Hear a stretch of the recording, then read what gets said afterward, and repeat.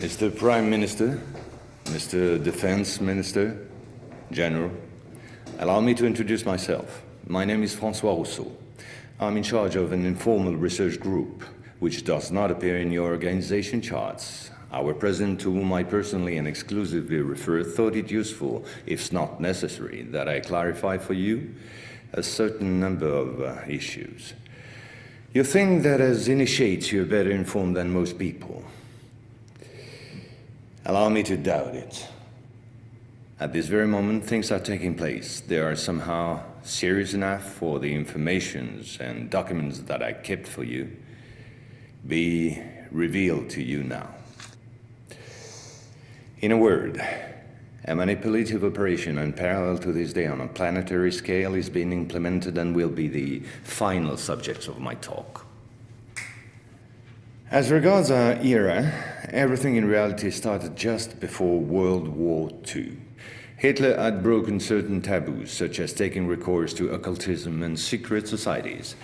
The Ahnenerbe, a Nazi organization assigned with, among other things, archaeological and anthropological research, found this during an expedition to Afghanistan. This flying object is called Vimana, or Astra, by the Hindus. Moreover, during exploration of the subsoil by the Russians and Chinese in 1927, traces of a very ancient nuclear explosion were detected. Certain sedimentary layers had been atomically vitrified 50,000 years ago. The very same phenomenon can be observed around today's nuclear test sites. One must understand that Hitler, thanks to these discoveries, which he took highly seriously, was going to open a Pandora's box which no government, whether friend or enemy, wished to close afterward. Behind tragic history, which we all know, lies a theory based on the existence of full moons, associated with the four geological cycle. According to Hans Erbiger, founder of the world ice theory, the Earth had undergone 4 semi-global extinctions of life due to the fall of one of these moons. Effectively, as one goes along, the satellite moved closer, gravity changed and triggered some deep mutation of the genetic standard, thereby creating a race of highly intelligent giants measuring approximately between 10 to 13 feet tall. Several tens of thousands years later, the moon crashed, the impact causing a serious rise in sea levels and a nuclear-like global winter. This race of giants was to disappear due to a terrestrial gravity which had grown too powerful and incapacitating for their unusual size. Hitler was initiated to these doctrines, and contacts with Tibet in particular were frequent. The Nazis sought contact with the survivors of ancient civilizations, holders of ancient technologies like the previously described Vimanas. One of these civilizations spread out over the entire planet more than 600 pyramids made of stone, earth, and even iron.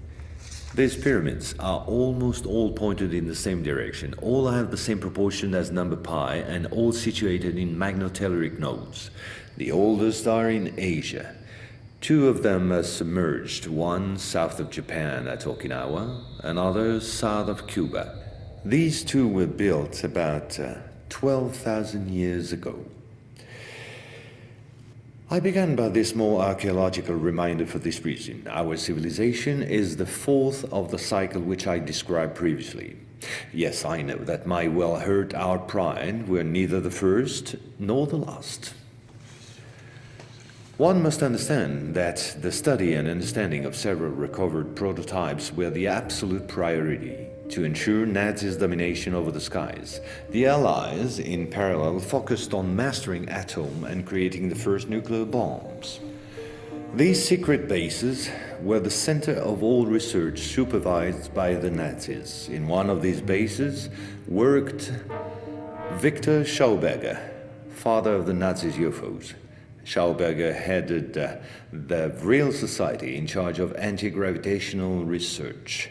He died in 1958 in Texas, while working under protection of the United States on the improvement of his own flying saucers, which have since become American. You will quickly understand that 70% of unexplained aerial phenomena are human in origin and in no way extraterrestrial.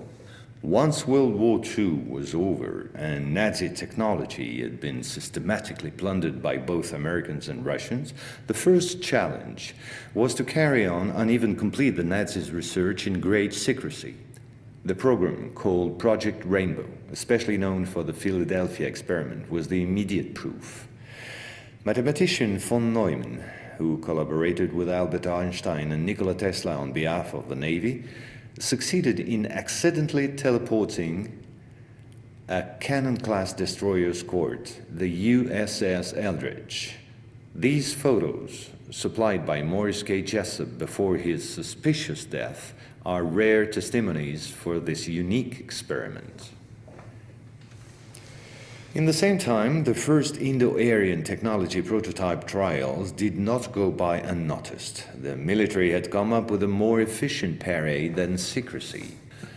At about the same period, Kenneth Arnold, US Air Force pilot and CIA agent, launched the greatest operation in manipulation ever concerning the existence of UFOs.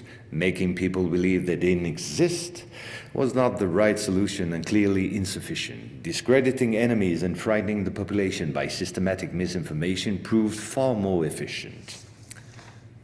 UFOs and parahuman belong henceforth to the movies, television, and collective paranoia, and not to the realm of scientists, as it should have been the case. In May 1947, the American Secret Services discovered the existence of an ancient terrestrial UFO secretly recovered by the Russians, which had crashed into the Altai Mountains along their border with Mongolia. Tension between the two blocs immediately rose a serious notch. The discovery was spectacular, and so not to lose face, the Pentagon, in tandem with the CIA, decided to tell lies and imagine a huge bluff to convince both the Russians and the world at large that they too recovered a UFO in Roswell in July 1947. Of course, it wasn't true, but the bluff worked all the same. In February 1949, just after the so-called Roswell incident, an UFO was photographed and filmed in Antarctica. It was the first photo of this type of a cigar-shaped object. Other appearances were then to follow in one another by cyclic waves.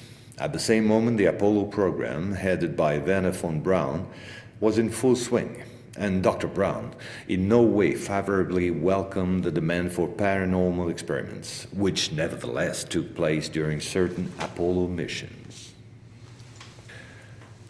This is the last known experiment on psychic and telepathic amplification, as well as detection of positron particles emitted by the Yogi towards the Apollo capsule. But these tests were all eclipsed by the systematic appearance of unidentified objects around orbital flights and the discovery of traces of civilization on the moon.